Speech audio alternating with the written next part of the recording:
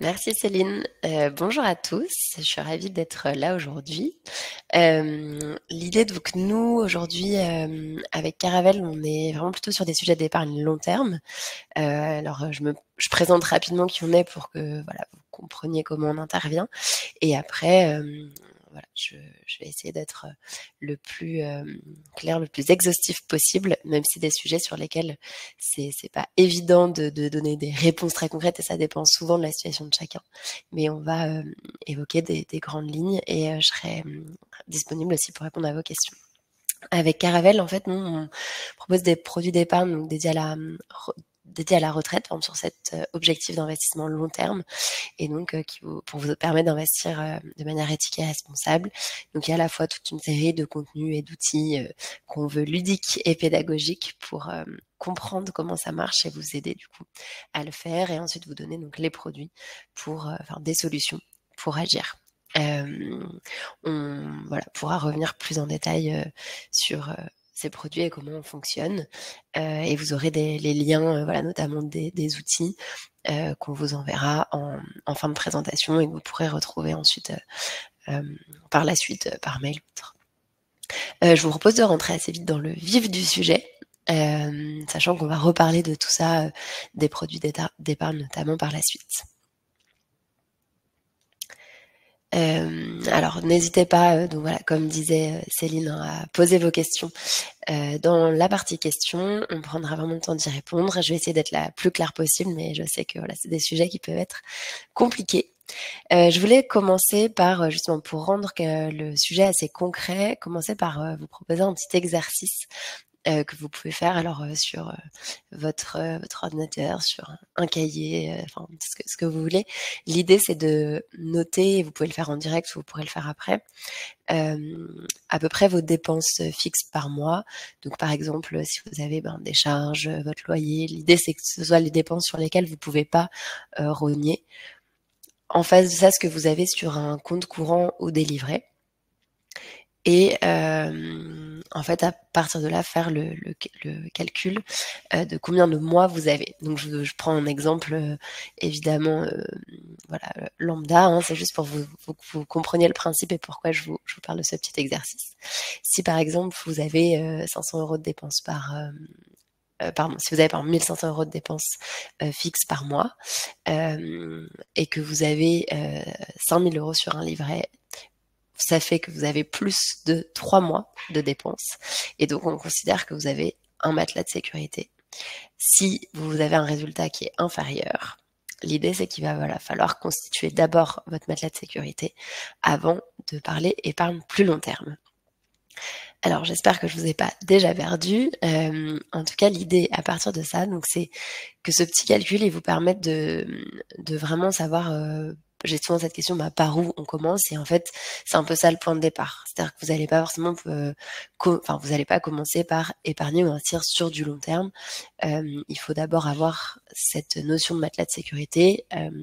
Ce matelas de sécurité, l'idée, c'est qu'il va vous permettre de pallier aux imprévus. Et quand on parle d'imprévus, ça peut être, voilà, un appareil électroménager qui tombe en panne, voilà, une dépense exceptionnelle sur laquelle, en fait, vous n'allez pas aller chercher sur des comptes, par exemple, voilà, liés à des investissements plus long terme, mais il faut que vous ayez cet argent liquide disponible. On parle donc, ça me permet d'introduire cette notion d'argent liquide versus argent bloqué. L'argent liquide, c'est vraiment, donc très concrètement, voilà, sur un compte courant ou un livret A ou ce type de compte qui vous permettent vraiment, voilà, en un virement, vous avez votre argent disponible. Donc ça, c'est ce qu'on appelle de l'argent liquide. À contrario de l'argent bloqué, qui va être de l'argent placé sur, par exemple, on en parlait tout à l'heure, un PER, une assurance vie. Alors c'est de l'argent bloqué sous condition, c'est-à-dire que vous allez pouvoir le récupérer dans certains cas, mais vous allez avoir quelques démarches à faire. Donc, si vous en avez besoin du jour au lendemain, c'est pas sur ces comptes-là que vous allez constituer votre matelas de sécurité. Donc ça, c'est la première étape et la première question à vous poser. si le résultat donc de ce petit exercice vous amène à plus de 3 mois, en fait, vous avez déjà cet équivalent de 3 mois disponible. Encore une fois, ces 3 mois, ils sont à titre indicatif. Ça dépend de votre situation et si vous êtes très à l'aise avec avoir entre guillemets juste un matelas de sécurité de 1 000 €, ben voilà, c'est possible aussi. Il faut juste que vous ayez conscience vraiment de cette distinction. Si vous avez donc en fait déjà ce matelas de sécurité, vous allez être plutôt dans l'étape de regarder comment investir, épargner et placer cet argent. En France, il y a une grosse tendance à avoir par exemple voilà son livret A plein, etc. Et en fait, c'est un petit peu dommage parce qu'on peut placer sur des produits qui vont vous rapporter plus et donc voilà, faire travailler votre argent pour vous sur de l'argent dont vous n'avez pas forcément besoin au quotidien. L'idée donc, c'est ça, c'est vraiment ce point de départ pour savoir, on va dire, où vous en êtes et par où commencer. On a en fait au moment où vous êtes inscrit, il y a eu des questions posées, donc j'ai essayé d'en introduire certaines dans la présentation quand on parle du sujet. Là, par exemple, donc on a eu une question qui était: quelle forme d'épargne conseillez-vous pour gérer sa trésorerie pour les périodes sans mission? Et donc pour moi, c'est vraiment ce sujet-là. Si en fait vous avez besoin, parce que évidemment, ben voilà, vous n'avez pas forcément chaque mois la même somme, etc. Ça va être de l'avoir plutôt, enfin, encore une fois, comme je comprends cette question, de l'avoir quand même disponible, mais de le faire travailler en même temps. Donc par exemple, ça va être plutôt sur des livrets. Par exemple, aujourd'hui, le livret A, il est à 3%.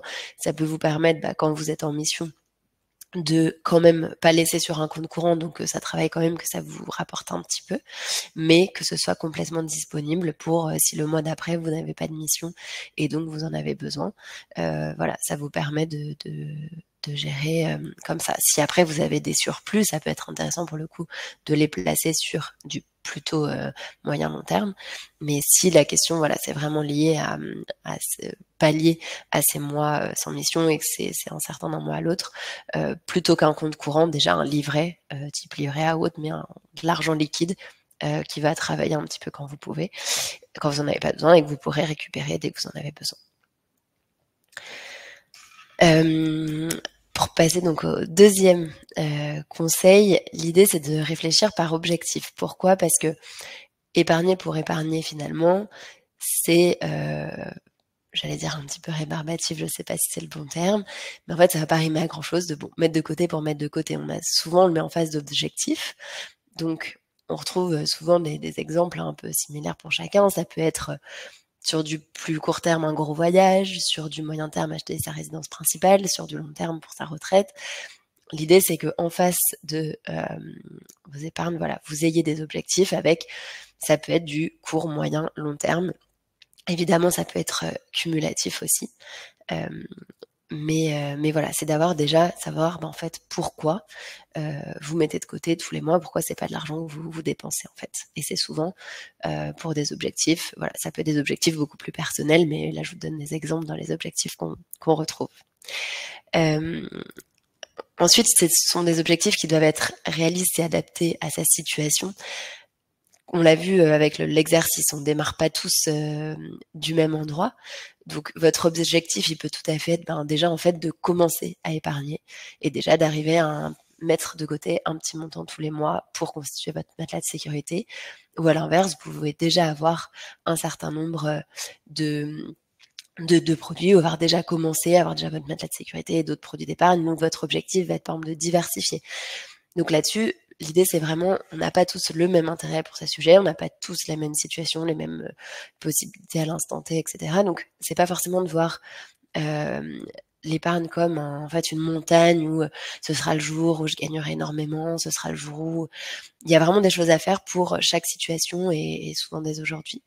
Mais voilà, je pense qu'il faut vraiment avoir ce prisme-là aussi, parce que moi j'ai malheureusement beaucoup de gens qui disent voilà, on en reparle dans 10 ans parce que pour l'instant je gagne pas énormément, mais en fait, on peut vraiment, il y a des solutions pour chaque situation.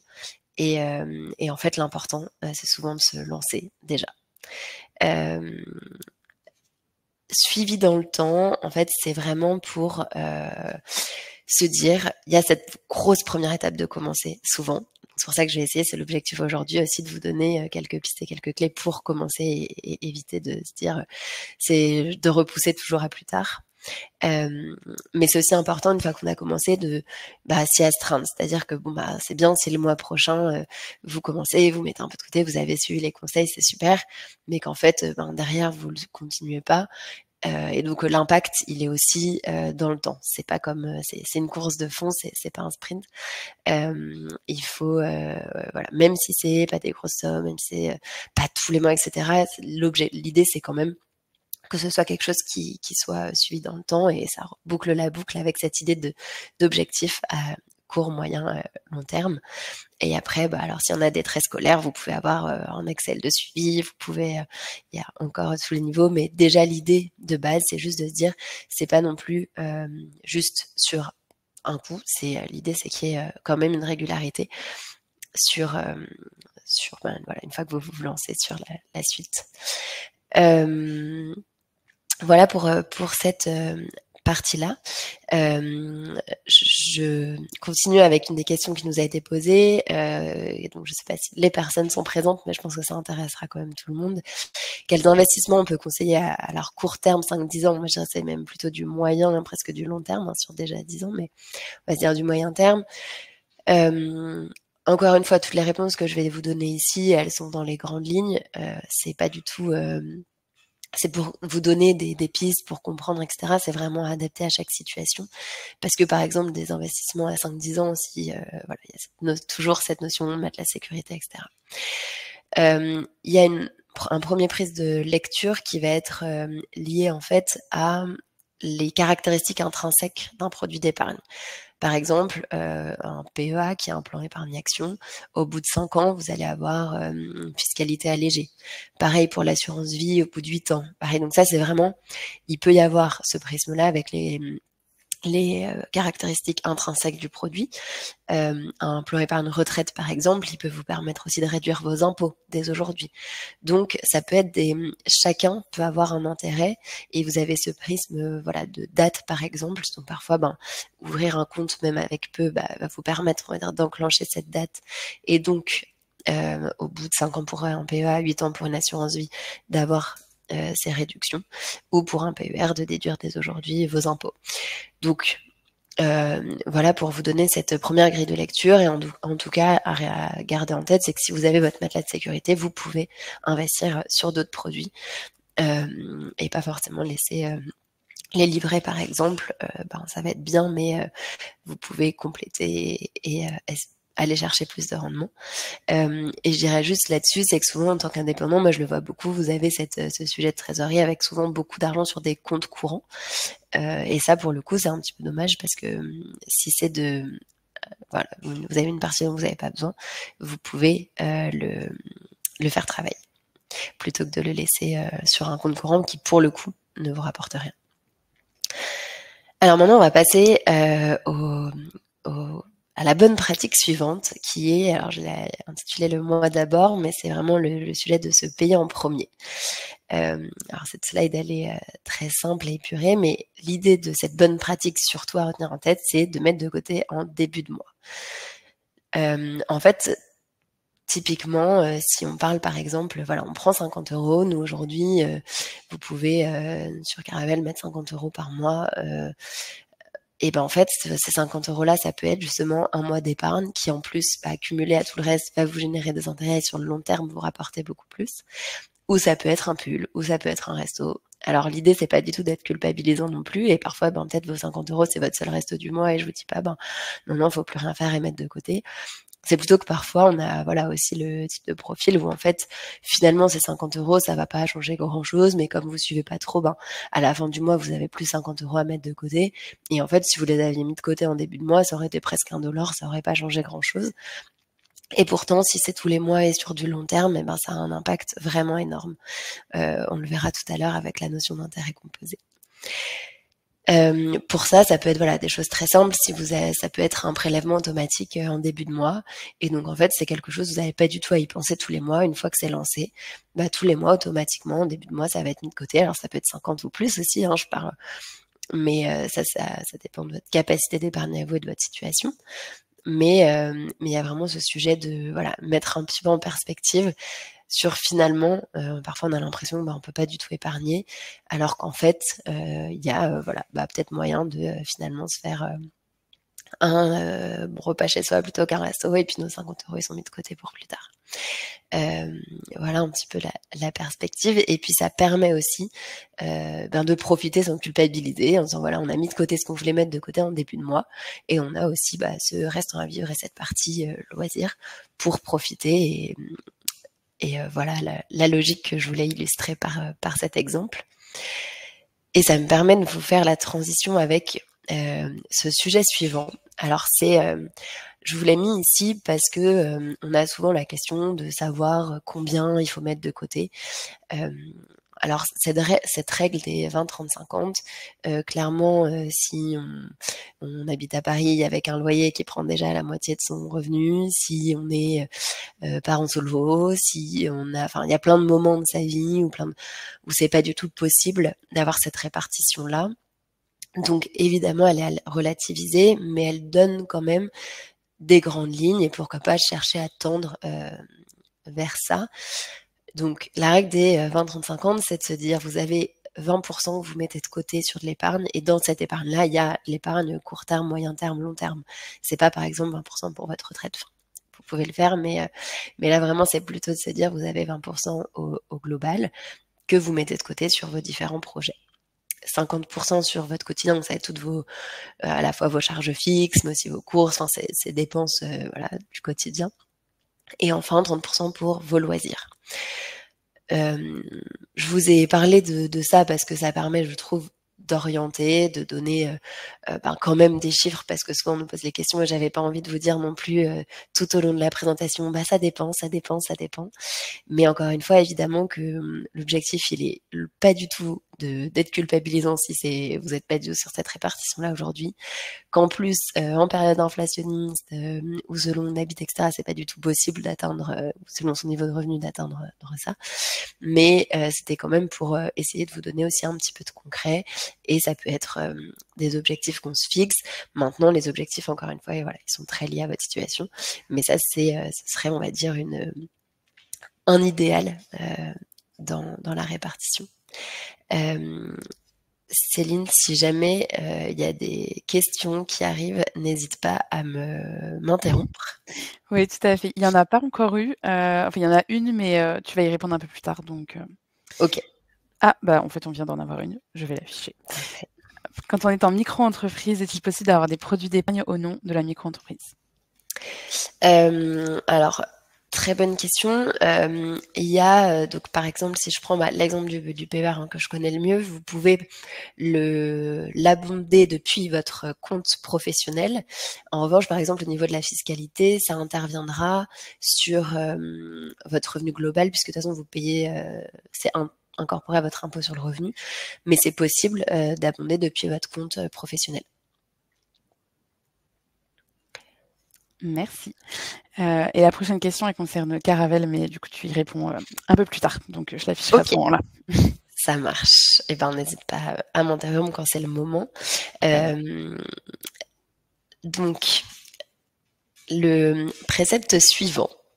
On va introduire un ou deux concepts un peu plus financiers. C'est vraiment pour vous dire alors c'est une phrase, une petite citation, je sais même pas vraiment d'où elle vient, mais que j'ai déjà entendue et que je trouve assez parlante quand on me demande alors en fait c'est quoi le meilleur moment pour investir? Hier, voilà, encore une fois, c'est pas pour vous dire oh là là, vous l'avez pas fait, c'est terrible. C'est plutôt de se dire, c'est souvent des sujets, et moi la première, même si c'est mon métier, on a tendance à se dire oui, on verra plus tard, on le repousse, parce que je connais assez peu de gens, même s'il y en a qui sont passionnés, et donc ça paraît énorme, on se dit oui, il faut qu'on le fasse, ça reste, mais on verra, puis ça traîne. En fait, ce qu'il faut retenir derrière cette citation, il y a un premier point, c'est qu'en fait, la majorité des produits d'épargne, quand on parlait tout à l'heure d'assurance vie, de PEA, de PER, c'est basé sur les marchés financiers. Les marchés financiers, par définition, ils sont fluctuants et personne ne peut savoir ce qui va se passer demain. Donc en fait, l'idée, c'est de se dire, puisque ça fluctue à la hausse comme à la baisse, vouloir attendre le meilleur moment où on n'en sait rien. Donc en fait, il vaut mieux commencer, faire, et justement cette idée d'investir un peu tous les mois, ça va vous permettre aussi de bénéficier des moments où c'est plus bas, vous allez acheter moins cher et ça va remonter. Si c'est un moment où c'est un peu plus haut, et ben c'est peut-être encore en train de monter, donc en fait vous serez de toute façon pas au plus haut. Et puis bon, il y a un peu cette logique. Alors c'est un peu différent sur du très court terme, et si donc ça c'est pas du tout mon domaine d'expertise, mais voilà, vous pouvez avoir des gens qui sont vraiment à regarder tous les jours, même bon, après il y a des métiers, si vous êtes trader, et ça c'est, on est sur de l'heure, du jour le jour. C'est quand même pas la majorité des cas, et donc dans la majorité des cas, en fait, l'idée c'est plutôt de ce qu'on appelle lisser le risque, et donc d'investir régulièrement de manière à bénéficier des hausses comme des baisses, et de lisser le risque. Donc déjà, d'un point de vue marché financier, il n'y a pas un meilleur moment pour investir, et si quelqu'un vous en donne un, honnêtement, il vous raconte n'importe quoi. Ensuite, il y a l'idée qu'il n'y a pas vraiment de mauvais choix. Donc je me suis mis quand même presque. Encore une fois, il y a des arnaques. Si vous voyez, vous cliquez sur un lien d'une vidéo qui vous dit mettez 1000 €, vous aurez le double dans 3 semaines, et il n'y a aucun risque de perdre cet argent-là. Bon, il y a évidemment certaines arnaques, mais dans la majorité des cas, on se dit souvent il faut que je fasse le meilleur choix, et donc on n'en fait pas. Globalement, déjà, si vous êtes ici, c'est bien de se renseigner, c'est bien d'y penser, c'est bien et après, se lancer, c'est le plus important. Encore une fois, avec un minimum de recul et d'information. Mais après, voilà, vous n'allez pas faire une énorme erreur si déjà vous avez votre matelas de sécurité et vous cherchez à investir un petit peu des sommes que vous pouvez assumer. Il y a vraiment cette idée de se lancer, en fait, c'est souvent le plus gros et le plus dur, mais on s'en fait des montagnes, et pas que pour des bonnes raisons. Ensuite, pourquoi investir le plus vite possible? C'est aussi, comme on en parlait tout à l'heure, sur les dates et les avantages potentiellement fiscaux. Les dates, c'est que plus vite vous allez ouvrir certains comptes, et plus vite vous allez avoir, donc dans les 5-8 ans, une fiscalité plus faible, et dans le cadre du PER, un avantage fiscal que vous pouvez avoir dès aujourd'hui. Un petit truc en plus, mais ça c'est plus du ressenti, mais c'est que souvent c'est en fait une charge mentale, même si on s'y met pas, parce que comme je disais au début, on a ce truc de se dire il faut que je le fasse, mais je le fais pas. Et en fait, le moment finalement où déjà on enclenche, on fait une première action, mais en fait ça réduit vachement cette charge. Donc souvent le pas qu'on s'imagine faire, qui paraît immense, et une fois qu'on l'a fait, qu'on a enclenché, on est déjà hyper content, et en plus on se réduit cette petite voix dans notre tête qui me dit ah oui, il faut le faire, mais en fait sans jamais le faire. Et le dernier point, qui est le concept un petit peu plus financier, ce sont les fameux intérêts composés dont je vous évoquais rapidement le point tout à l'heure.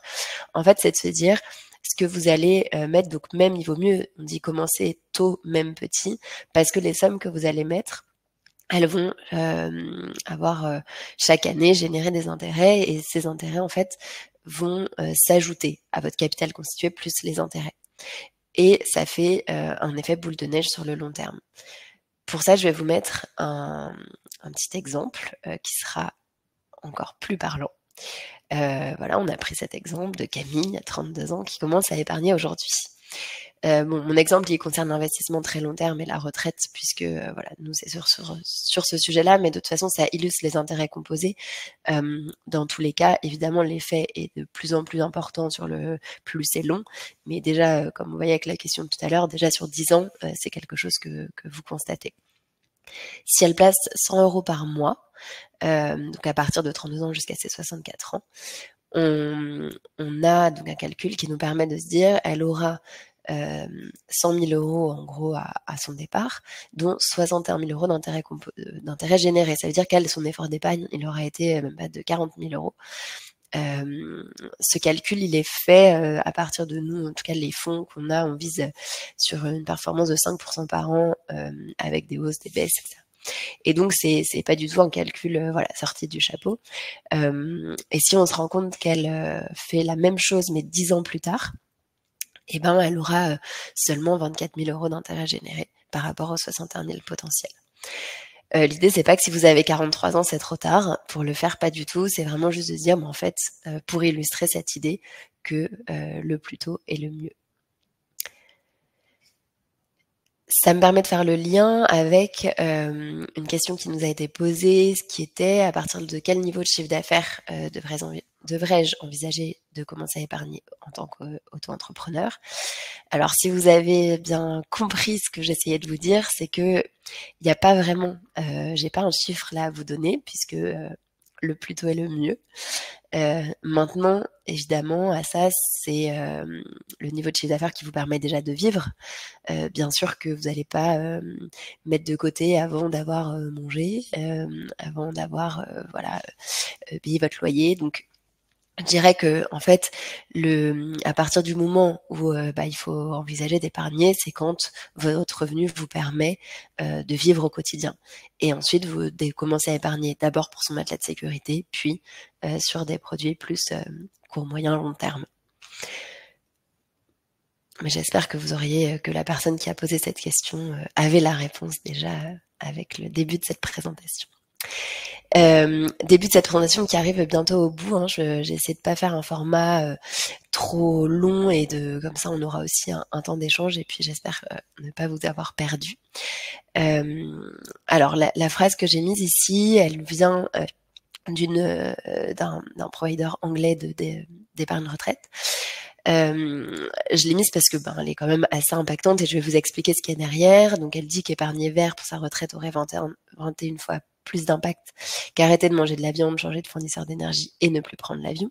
Ce qui ne veut évidemment pas dire que ce sont des actions qui ne servent à rien, au contraire. C'est vraiment juste en fait pour rappeler que votre épargne, elle finance l'économie réelle. Et ça, pas que chez nous, partout, dans toutes les banques, toutes les assurances que vous pouvez avoir. Certes, vous voyez un montant sur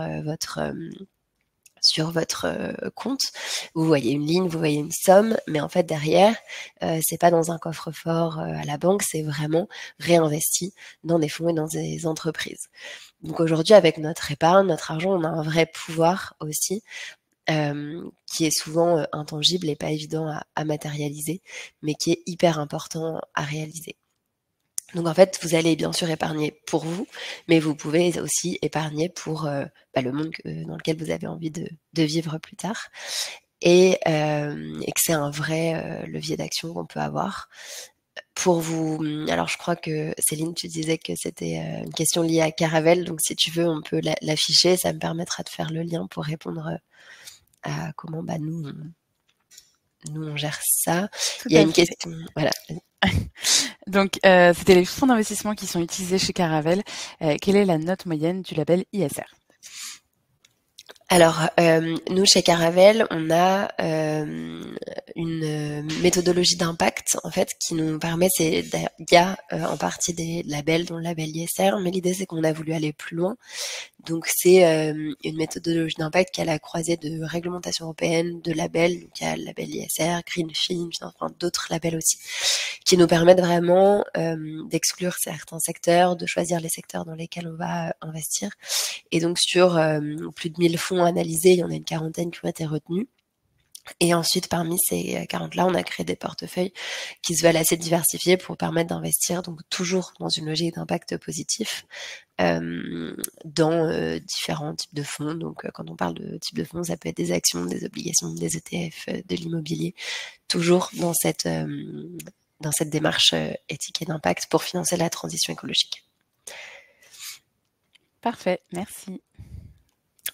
Et on avait du coup cette question qui avait été posée à l'inscription, en quoi Caravelle est une solution éthique. Donc je pense qu'on y a répondu en partie, mais voilà, en tout cas nous, l'axe qu'on a choisi aujourd'hui et qui nous permet de vous donner vraiment de la visibilité sur ce que vous financez.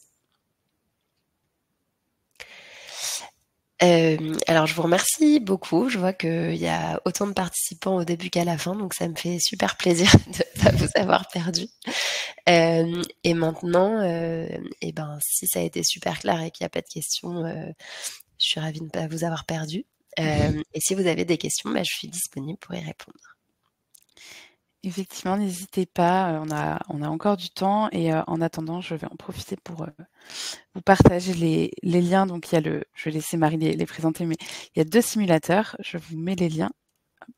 Il y en a un premier. Oui, alors vous avez donc les 2 simulateurs. Le premier là qui est envoyé, c'est sur l'aspect fiscal, donc c'est de vous permettre de voir, notamment là, avec un plan épargne retraite, ce que ça peut vous permettre de réduire au niveau de vos impôts. Donc à savoir parmi, en fait, selon vos statuts, si vous êtes en micro-entreprise, comme on disait tout à l'heure, alors au versement libératoire, vous pourrez pas le déduire comme c'est déjà un pourcentage qui est appliqué. Mais si vous êtes en micro-entreprise, pas au libératoire, vous pouvez tout à fait. Et ensuite, donc en SAS, en SASU, vous êtes assimilé salarié, donc vous pouvez le réduire à titre personnel. Et si vous êtes en EURL, entreprise individuelle, vous pouvez réduire votre impôt ou personnel ou professionnel sur les sociétés. Et l'autre, c'est pour calculer votre retraite. Donc voilà, ça vous permettra pardon, je vois les questions qui s'affichent en même temps et du coup ça me parle. Le deuxième, il vous permet d'estimer votre retraite. Merci. Et effectivement, on a pas mal de questions. Celles qui sont dans le chat, je les reporte dans l'onglet questions. Et du coup, on a de quoi faire. Alors, je les affiche à l'écran. Donc, quand sera lancée l'assurance vie via Caravelle en 2024 ? Alors, elle est déjà disponible pour nos clients. Et ensuite, elle est prévue pour l'été, normalement. Très bien. Alors, on avait une question dans le chat, je ne peux pas l'afficher à l'écran, question de Caroline. Est-il possible de comparer les avantages inconvénients entre un PEA et un PER en termes de rentabilité, de risque, de réduction d'impôts, tout ça? Alors, je suis donc pas spécialiste du PEA, mais pour vous dire en gros, dans les grandes lignes, donc le PEA, vous allez avoir une fiscalité allégée au bout de 5 ans, mais vous n'avez rien qui s'applique tout de suite. Le PER, le fonctionnement de l'avantage fiscal du PER, c'est que vous allez, si vous avez par exemple un revenu imposable de 30 000 euros, que vous versez 5 000 euros sur votre PER, vous serez plus imposé que sur 25 000 et pas 30 000. Donc ça, c'est sur le sujet impôt. Après, sur la partie rentabilité risque, en fait, ça dépend plutôt des fournisseurs que vous allez choisir que vraiment du produit en lui-même, parce que ça, c'est pas des caractéristiques intrinsèques. Votre PER, par exemple, vous pouvez avoir un risque élevé, un risque plus bas. Nous aujourd'hui, on fonctionne on a 3 phases où en fait, si vous êtes loin de la retraite, on va avoir une phase plus risquée pour aller chercher plus de rendement, et puis on va venir sécuriser au fur et à mesure. Donc ça, pour le coup, le sujet rentabilité risque, c'est pas vraiment lié au produit en tant que tel, même si ensuite c'est basé sur les marchés. Donc selon les fonds que vous allez choisir ou le fournisseur que vous allez choisir, c'est à ce moment-là que ça se décide. Ok, très clair. Donc ça, c'est toujours lié. Y a-t-il un intérêt à cumuler les deux ? Ouais, complètement. Alors que ce soit PEA, PER, assurance vie, c'est en fait justement cette idée de diversification.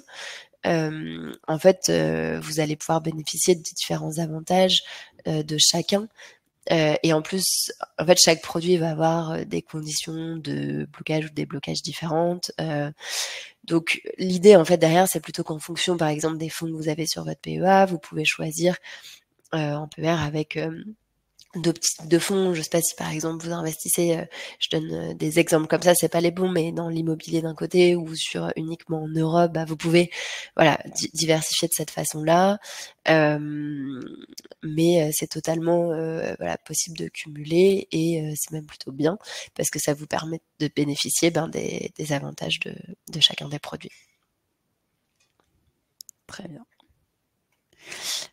Question suivante. Y a-t-il un réel intérêt à ouvrir un PER si on est en tranche d'imposition à 30% et qu'on se projette dans cette même tranche pour la retraite ?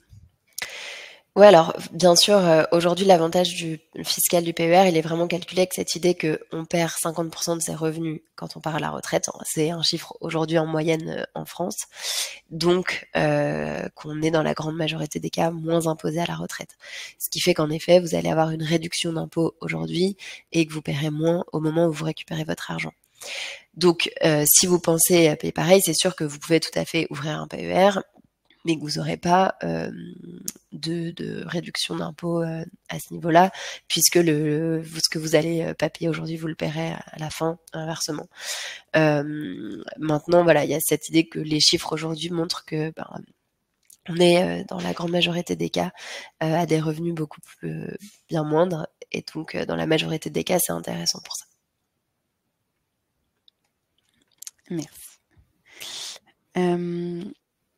Ensuite, avez-vous des conseils pour créer une épargne, puisque c'est difficile quand on est en autre entreprise, notamment en lancement? Bien sûr, et c'est pour ça que je disais aussi, voilà, ça dépend de chacun, de chaque situation.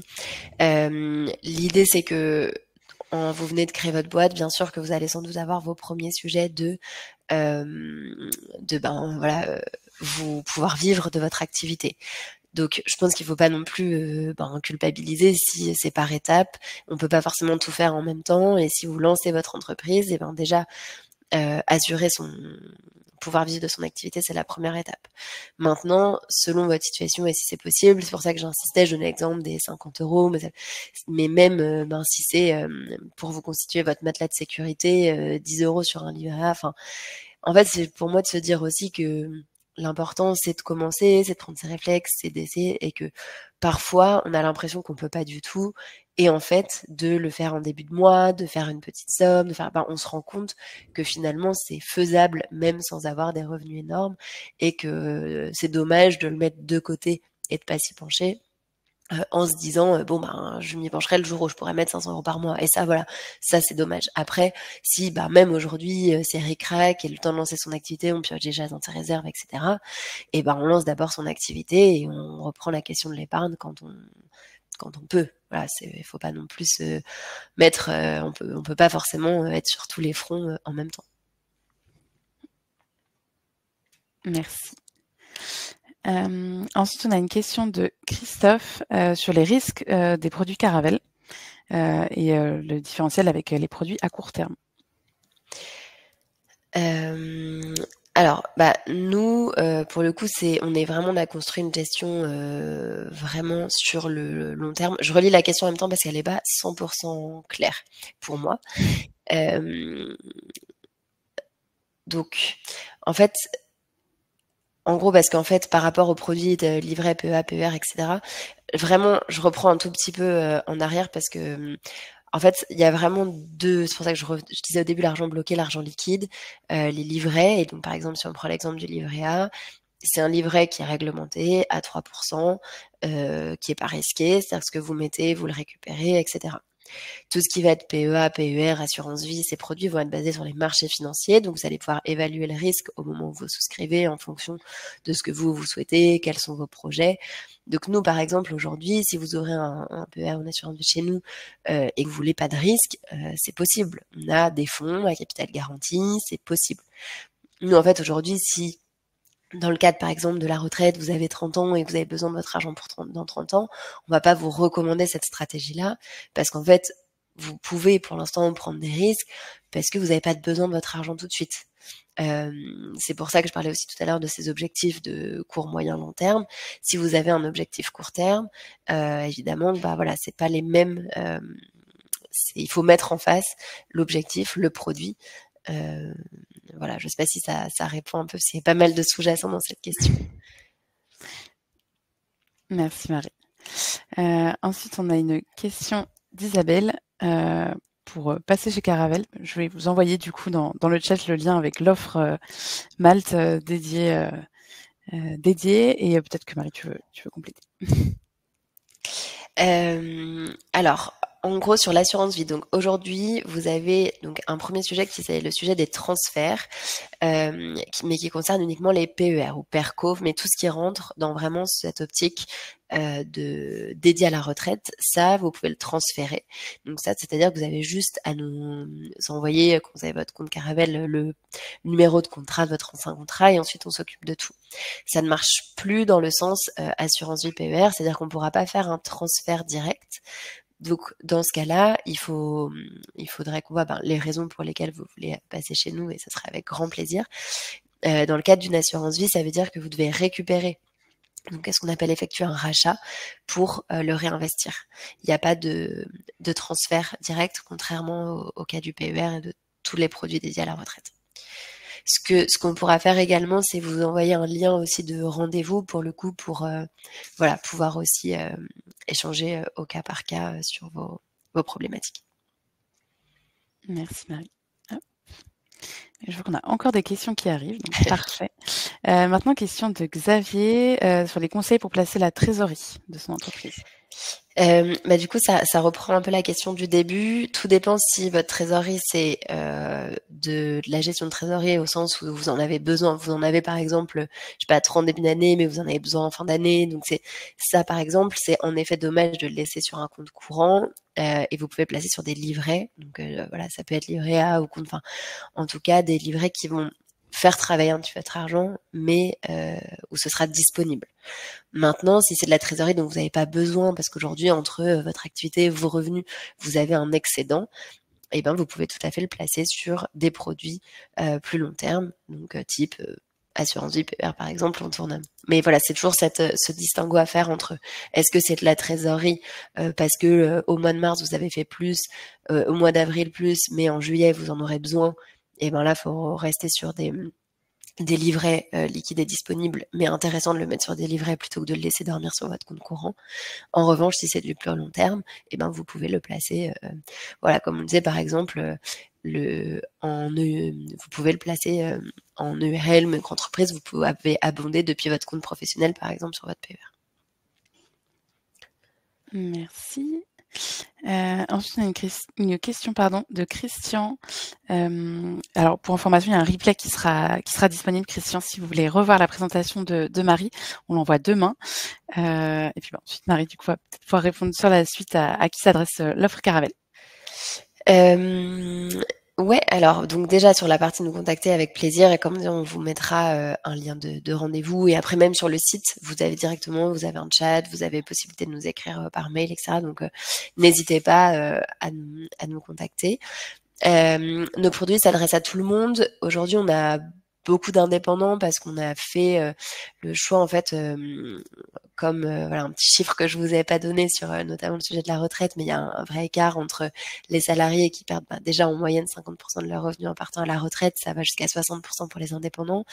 Et donc nous on voulait développer vraiment cette expertise pour pouvoir accompagner, parce qu'il y a plein de spécificités en fonction de chaque statut, de chaque situation. L'idée c'est que c'est aussi des produits qui peuvent vous suivre toute votre vie, c'est-à-dire que vous avez été salarié, puis vous êtes indépendant, puis vous redevenez salarié, ou vous êtes indépendant micro, puis vous passez en URL, il y a vraiment cette logique de l'idée que c'est que ça vous suive tout au long de votre vie, que ce soit pas attaché juste à votre statut, mais il s'adresse à tout le monde. Merci. Il y a une question dans le chat qui est un peu liée, je vais la poser avant l'autre. Une entreprise peut-elle ouvrir un livret A ou une assurance vie ou un PER? Donc c'est Alexis qui pose la question. Pensez que c'était uniquement pour les particuliers? Alors pour le coup, pour vraiment là où le sujet que je viens, pour un PER c'est possible. En fait, le vrai sujet c'est si vous êtes selon là pour le coup le statut. Par exemple en SASU, vous pourrez pas, comme vous êtes assimilé salarié, vous pouvez le faire en votre nom propre, mais en effet pas au nom de votre société. In fine, ça change rien. On a fait pas mal de simulations quand on est dirigeant d'entreprise. Il y a des impacts sur les plafonds, mais sur ce que vous allez gagner en termes de réduction d'impôts, que ce soit sur votre revenu ou sur les sociétés, ça changera rien. En revanche, par exemple, en EURL, vous pouvez tout à fait l'ouvrir avec votre entreprise. Très bien, merci. Hop. Ensuite, une question de Kenny. Donc, le rapatriement d'un PER ouvert dans une entreprise vers un autre est-il possible? Sous quelles conditions? Est-ce judicieux? Oui, c'est tout à fait possible. C'est ce que je disais tout à l'heure, complètement donc dans ce cadre du transfert. Alors, c'est possible si vous êtes plus dans l'entreprise, par exemple. C'est-à-dire que tout ce qui est les contrats qui sont ouverts par une entreprise quand vous êtes dans l'entreprise, vous pouvez pas. Mais une fois que vous avez quitté l'entreprise, vous pouvez. Les conditions, c'est que donc ça dépend de l'organisme. Ça dépend pas de nous, par exemple. Ça dépend de l'organisme dans lequel vous avez le contrat. Avant 5 ans, il peut s'appliquer jusqu'à 1% de frais de transfert, mais ce qui est pas énorme. Et après 5 ans, il y a aucun frais. Voilà, les conditions, c'est d'avoir quitté l'entreprise et après, si plus de 5 ans, il y a aucun frais. C'est judicieux dans le cas où votre contrat, par exemple, a des frais qui sont plus importants.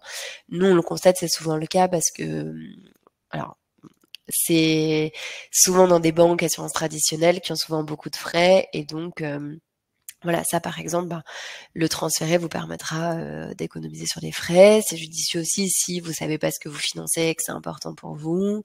Et c'est judicieux aussi si vous voulez centraliser.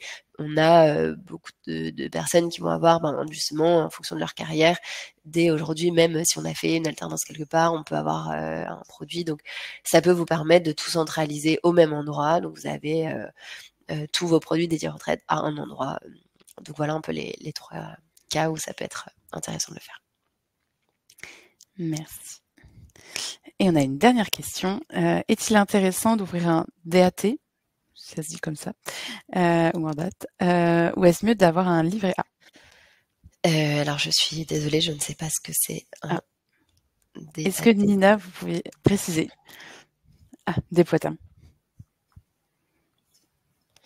Ok.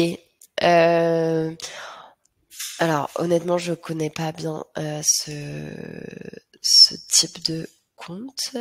Ok, donc oui, c'est comme un compte à terme ou dépôt à terme.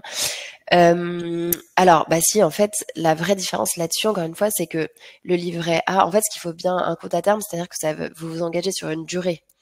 Donc, en fait, si le compte à terme, il est à plus de 3% et que vous savez que vous n'avez pas besoin de cet argent-là pendant telle durée, ça peut être intéressant. Si c'est de l'argent que vous voulez disponible à tout moment, il vaut mieux un livret A. Donc, en fait, c'est vraiment pour ça je parlais des objectifs tout à l'heure. C'est la question à se poser, c'est plutôt ça. Si c'est de l'argent que vous pouvez bloquer pendant cette durée déterminée et qui vous rapporte plus de 3%, très bien. Sinon, un livret A, c'est 3% et ça vous permet d'en avoir qui soit disponible à tout le monde.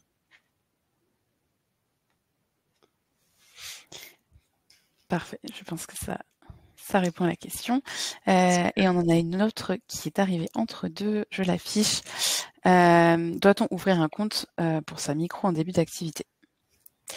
Alors, donc ça va me permettre de faire le lien sur le sujet. Donc, ce qu'on a dit tout à l'heure, c'est que il n'y a aucune obligation. Ce qu'il faut savoir, c'est que l'épargne, de toute façon, au sens large, c'est uniquement volontaire. Vous n'avez pas d'obligation. Maintenant, ça va être recommandé dans le sens, par exemple sur le sujet retraite, si vous êtes aujourd'hui en micro-entreprise, beaucoup de freelance c'est leur cas en profession libérale non réglementée. Depuis le 2018, par exemple, vous cotisez plus à la retraite complémentaire obligatoire. Il y a un petit vide juridique, on espère qu'il soit comblé bientôt. Mais donc là, typiquement, ça fait partie des cas où on ne sait pas forcément et c'est d'autant plus important du coup d'épargner pour soi. Maintenant, il n'y a aucune obligation légale de le faire. Merci. Je pense qu'on a répondu à toutes les questions et on est dans les temps, donc c'est parfait. J'ai rajouté dans le chat un lien vers un Typeform qui prend 1 minute, donc n'hésitez pas à me dire ce que vous en avez pensé, si vous avez des suggestions, des sujets que vous voulez voir dans ces webinaires, c'est avec plaisir. Et sachez, comme je disais tout à l'heure, vous allez recevoir un mail avec le replay d'ici demain ou jeudi pour revoir toutes les différentes parties. Si vous le souhaitez, il y aura également le lien de l'offre Caravelle pour la communauté de Malte. Je ne sais pas si Marie, tu as un mot de la fin. Non, merci beaucoup d'avoir été aussi nombreux à vous inscrire, à avoir été présents pour toutes vos questions et c'était un plaisir et j'espère que j'ai pu vous donner des clés, en tout cas vous donner la force et l'envie de franchir ce petit pas qui, promis, n'est pas si haut et si terrible. Et que j'avais juste, si bien le mot de la fin, vu en intro, quelqu'un disait: «Ah, il y a beaucoup de femmes connectées. Est-ce que», bah, voilà, en tout cas, je suis ravie de ça parce que nous, on est très contents chez Caravelle. On a plus de 60% de nos clients qui sont des femmes et dans le monde de l'investissement, c'est encore rare. Donc voilà, ravie si on peut contribuer à ça. Voilà le petit mot de la fin. Très bien. Bah, merci beaucoup Marie. Merci à tous pour votre présence. Et si jamais vous avez des questions, n'hésitez pas à contacter Marie pour les sujets épargne et moi pour les sujets plutôt Malti. Bonne journée à tous. Bonne journée, merci à tous.